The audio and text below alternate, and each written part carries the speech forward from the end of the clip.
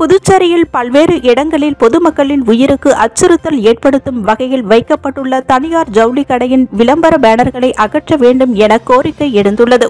புதுச்சேரியில் பேனர் கலாச்சாரம் நாளுக்கு நாள் அதிகரித்து வருகிறது. இந்நிலையில் புதுச்சேரியில் உள்ள முக்கிய சாலைகள், நடைபாதைகள், தலைவர்கள் சிலைகள் முன்பு நேர வீதியில் இயங்கி வரும் தனியார் ஜவுளி கடை வைத்துள்ள பேனர் வாகன ஓட்டிகள் மற்றும் பொதுமக்களுக்கு பெரும் அச்சுறுத்தலை ஏற்படுத்தியுள்ளது. புதுச்சேரியில் தற்போது மழை மற்றும் சூறாவளி காற்று அடிக்கடி வீசி வரும் நிலையில் மின் கம்பங்கள், சாலையோரங்களில் கட்டப்பட்டிருக்கும் இந்த ராட்சத பேனர்களால் மக்களின் உயிருக்கு ஆபத்து ஏற்பட்டுள்ளது. சொந்த விளம்பரத்திற்காக வைக்கப்பட்டுள்ள இந்த பேனர்கள் நகராட்சியிடம் அனுமதி பெற்று வைக்கப்பட்டது அல்லது அனுமதி கொடுத்து இருந்தால் எதன் அடிப்படையில் அனுமதி வழங்கப்பட்டது என்ற கேள்வி பொதுமக்களிடையே எழுந்துள்ளது. தமிழகத்தில் கடந்த சில மாதங்களுக்கு முன்பு பேனர் விழுந்து ஒருவர் உயிரிழந்துள்ள நிலையில் புதுச்சேரியில் இதுபோன்று சுய விளம்பரத்திற்காக முக்கிய சந்திப்புகளில் ராட்சத பேனர்கள் வைத்துள்ள அந்த ஜவுளி நிறுவனம் மீது நகராட்சி மற்றும் காவல்துறை நடவடிக்கை எடுக்க வேண்டும் என சமூக ஆர்வலர்கள் மற்றும் பொதுமக்கள் கோரிக்கை விடுத்துள்ளனர். பொதுமக்கள் உயிருக்கு அச்சுறுத்தலை ஏற்படுத்தியுள்ள இந்த விளம்பர பேனர்கள் அகற்றப்படுமா, நடவடிக்கை எடுக்குமா நகராட்சி மற்றும் காவல்துறை என்ற கேள்வி எழுந்துள்ளது.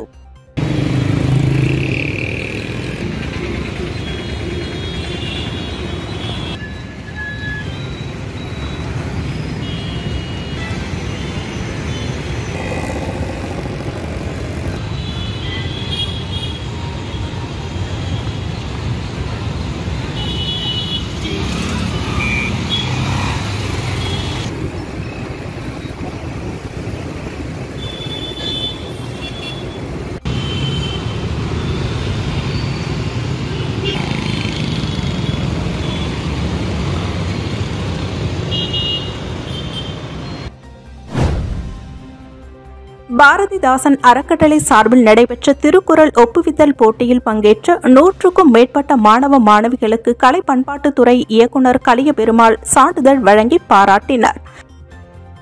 பாரதிதாசன் அறக்கட்டளை சார்பில் பாவேந்தர் கலை இலக்கிய திங்கள் விழா பாவேந்தர் பாரதிதாசன் அரசு அருங்காட்சியகத்தில் இன்று நடைபெற்றது. புரட்சி கவிஞரும் முடியரசனாரும் என்ற தலைப்பிலான 71வது நிகழ்ச்சிக்கு அறக்கட்டளை தலைவர் கோ பாரதி தலைமை தாங்கினார். அறக்கட்டளை செயலர் வள்ளி, இசைச்சுடர் கிருஷ்ணகுமார், படைப்பாளி ரமேஷ் பைரவி, மதன் உள்ளிட்டோர் முன்னிலை வகித்தனர். பட்டிமன்ற நடுவர் உமா என்கின்ற அமலோற்பவ மேரி, விடுதலை வீரர்கள் என்ற தலைப்பில் திருப்பூர் குமரன், சுப்பிரமணிய சிவா ஆகியோர் பிறந்தநாள் சிறப்புரையாற்றினர். மேலும் திருக்குறள் ஒப்புவித்தல் போட்டியில் பங்கேற்ற 100க்கும் மேற்பட்ட மாணவர்களுக்கு கலை பண்பாட்டுத்துறை இயக்குநர் கலியபெருமாள் சான்றிதழ் வழங்கி பாராட்டினார். இந்த நிகழ்ச்சியில் தமிழ் ஆர்வலர்கள், பெற்றோர்கள் மற்றும் அறக்கட்டளை நிர்வாகிகள் உட்பட பலர் கலந்து கொண்டனர். பாண்டிச்சேரி ரவுண்ட் டேபிள் 70 வழங்கும் பசுமை புதுவை மக்களுக்கு 2 லட்சம் மரக்கன்றுகள் வழங்கும் விழாவை முதலமைச்சர் ரங்கசாமி தலைமையில் கொடியசைத்து துவக்கி வைக்கப்பட்டது. விழாவில் சட்டமன்ற உறுப்பினர் Vaidyanathan, round table area 2 chairman Kunal, area 2 செயலாளர் Dileep, high homes Balaji, Shenbaga cars Ashokan, Shri VNM jewellers Vaidyanathan, லோகஸ், யோகி, சூரியன், FM ராஜி மற்றும் ரவுண்ட் டேபிள் உறுப்பினர்கள் பங்கேற்றனர். இந்த பசுமை புதுவை நிகழ்வில் வழங்கப்படும் மரக்கன்றுகளை மக்கள் தொடர்ந்து பராமரிக்க வேண்டும் என்ற விழிப்புணர்வு கடந்த 10 நாட்களாக பல்வேறு தளங்களில் வழங்கப்பட்டது. விழாவிற்கான ஏற்பாடுகளை ரவுண்ட் டேபிள் 70 சேர்மன் யாக்டோ சதீஷ், செயலாளர் கார்த்திக், பொருளாளர் புருஷோத்தமன், துணை சேர்மன் அசோக் மற்றும் உறுப்பினர்கள் செய்திருந்தனர்.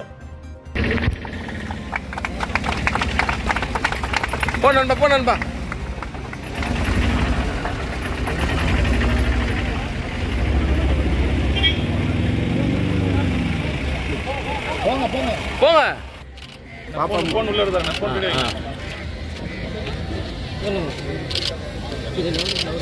ஓகே ஐயா பின்னாடி வரா கேமரா தான எடுங்கடா யாரே உங்க கையை நீட்டி உள்ளார. ஸ்ரீ வெங்கடேச பெருமாள் பக்தஜன சபா சார்பில் 32ஆம் ஆண்டாக 500க்கும் மேற்பட்ட பக்தர்கள் திருப்பதி திருமலைக்கு பாத யாத்திரை சென்றனர்.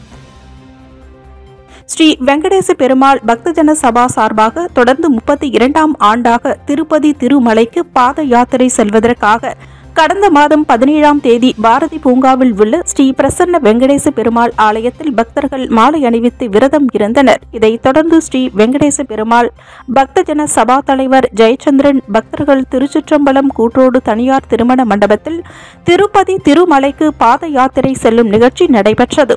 இதில் மாலை அணிந்து விரதம் மேற்கொண்ட பக்தர்கள் சுமார் 500க்கும் மேற்பட்டோர் கோவிந்தா கோவிந்தா என கோஷம் எழுப்பிய வண்ணம் திருப்பதி திருமலைக்கு பாத யாத்திரை புறப்பட்டு சென்றனர். ஸ்ரீ வெங்கடாஜலபதி பஜனை கூடம் சார்பில் 61ஆம் ஆண்டு புரட்டாசி மாதம் 3ஆம் சனிக்கிழமையினை ஒட்டி நடைபெற்ற ரதோற்சவம் நடைபெற்றது. புதுச்சேரி வைத்திக்குப்பத்தில் அமைந்துள்ள ஸ்ரீ ராதா ருக்மணி சமேத பக்தவத்சல குண பாண்டுரங்கன் சன்னதி ஸ்ரீ வெங்கடாஜலபதி பஜனை கூடம் சார்பில் 61ஆம் ஆண்டு புரட்டாசி மாத உற்சவம் கோலாகலமாக திருவிழா நடைபெற்று வருகிறது. இதன் ஒரு பகுதியாக புரட்டாசி மாதம் 3ஆம் சனிக்கிழமையான இன்று ரதோற்சவம் வெகு விமர்சையாக நடைபெற்றது. அலங்கரிக்கப்பட்ட திருத்தேரில் சுவாமி எழுந்தருளி பக்தர்களுக்கு அருள் பாலித்தார். தொடர்ந்து வைத்திக்குப்பம் பஜனை கூடத்தில் இருந்து திருத்தேர் வீதி உலா நடைபெற்றது. அப்பொழுது பக்தர்கள் பஜனை பாடல்கள் பாடியபடி சென்றனர். இதில் திரளான பக்தர்கள் கலந்து கொண்டு சுவாமி தரிசனம் செய்தனர். ஜெயமூர்த்தி அறக்கட்டளை நடத்திய மாபெரும் இலவச மருத்துவ பரிசோதனை முகாமில் 1000க்கும் மேற்பட்டோர் கலந்து கொண்டு பயனடைந்தனர். ஜெயமூர்த்தி அறக்கட்டளை சார்பில் இலவச மருத்துவ பரிசோதனை முகாம் முருங்கப்பாக்கம் ஸ்ரீ திரௌபதி அம்மன் ஆலய திடலில் நடைபெற்றது. இதில் சிறப்பு விருந்தினராக கலந்து கொண்ட ஜெயமூர்த்தி அறக்கட்டளை தலைவர் விஜயலட்சுமி ஜெயமூர்த்தி மருத்துவ முகாமினை துவக்கி வைத்தார்.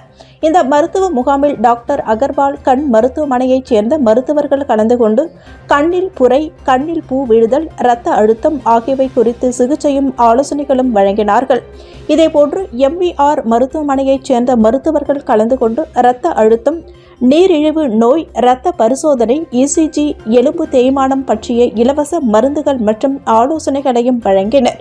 முகாமில் சிறப்பு விருந்தினராக கதிர்காமம் தொகுதி திமுக பிரமுகர் வடிவேல் மற்றும் நிர்வாகிகள் கலந்து கொண்டனர். இந்த இலவச மருத்துவ முகாமில் 1000க்கும் மேற்பட்டோர் கலந்து கொண்டு பயனடைந்தனர். புதுவை மாநிலத்தில் கரும்பு பயிர் உற்பத்தி ஊக்கத்தொகை பெறுவோர் அதற்காக விண்ணப்பிக்கலாம் என அறிவிக்கப்பட்டுள்ளது.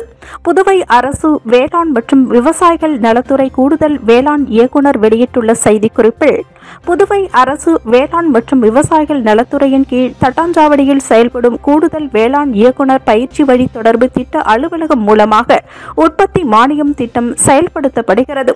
அதன்படி பயிர் உற்பத்தி தொழில்நுட்பத்தில் நெல், மணிலா, பயிறு வகைகள், சிறுதானிய பயிர்கள், கரும்பு, பருத்தி, எள் மற்றும் தீவனப்புல் ஆகியவற்றிற்கு உற்பத்தி மானியம் வழங்கப்படுகிறது.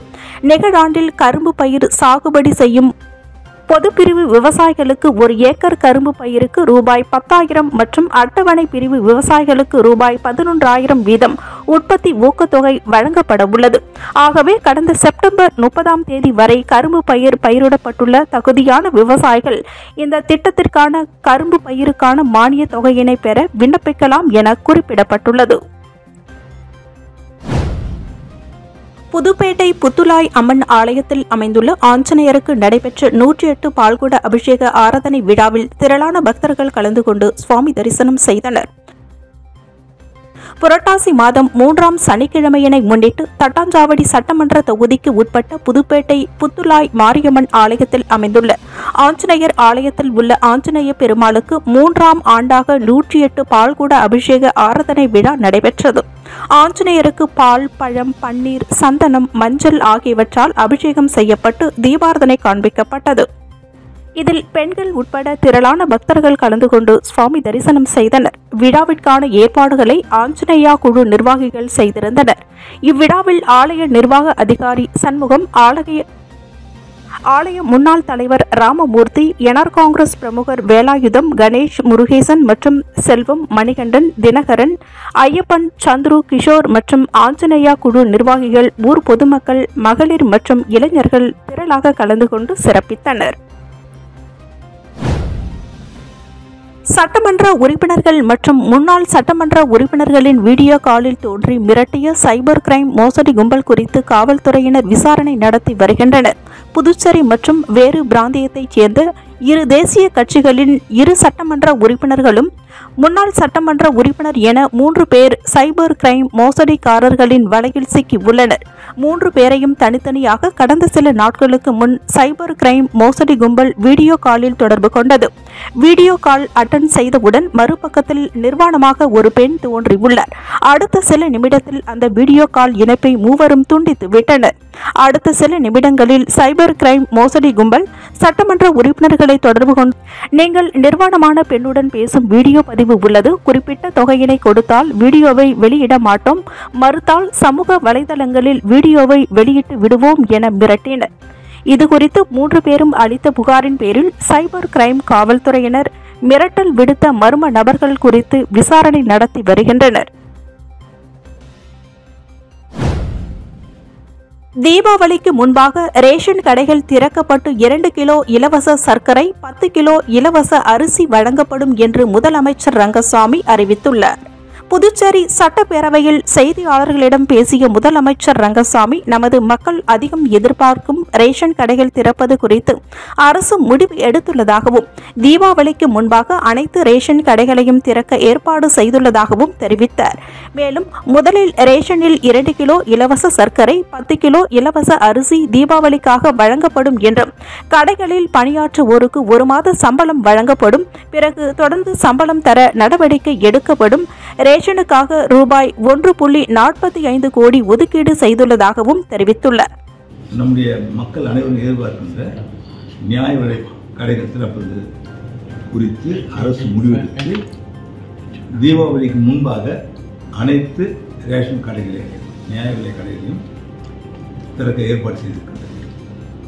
முதலில் அந்த நியாய விலை கடைகளில் 2 கிலோ சர்க்கரையையும் 10 கிலோ இலவச அரிசி தீபாவளிக்காக அந்த மாநில அந்தஸ்து தொடர்பாக தீர்மானம் போட்டீங்க, பிரதமரை பார்க்கறதா சொல்லி டெல்லி போகிறாங்க. அனுப்பிச்சிருக்கோம், மாநில சம்பந்தமாக தீர்மானத்தை அனுப்பிச்சிருக்கோம் மத்திய அரசுக்கு.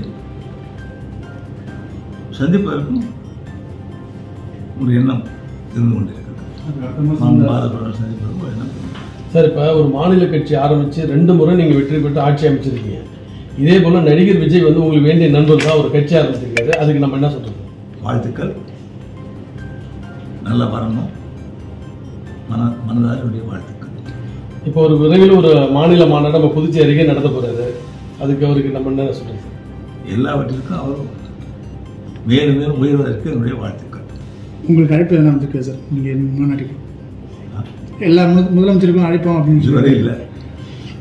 அழைச்சா போவீங்க, அதை பற்றி அப்புறம் சிந்திப்போம்.